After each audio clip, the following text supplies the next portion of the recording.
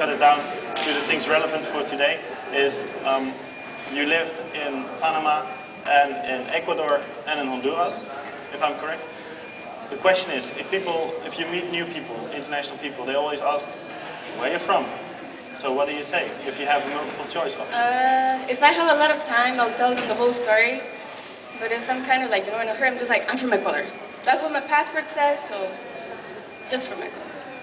Doesn't it leave out a lot of things to you? It does.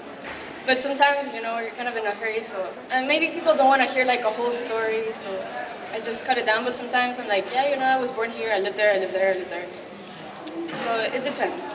Okay, and if you compare it with traveling, which of course you've also done quite frequently, what is the main difference that you noticed once you start not just visiting a place, but when you start there being one of the persons that actually live there and move along with society?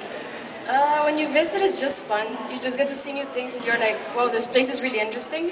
But when you start to live there, you kind of have to find out, I don't know, make like a whole new routine. So that can be kind of difficult and sort of annoying. You have to be like, okay, I'm going to find a gym here, and I'm going to go shopping there, and I'm going to go here every week like I used to do where I lived before.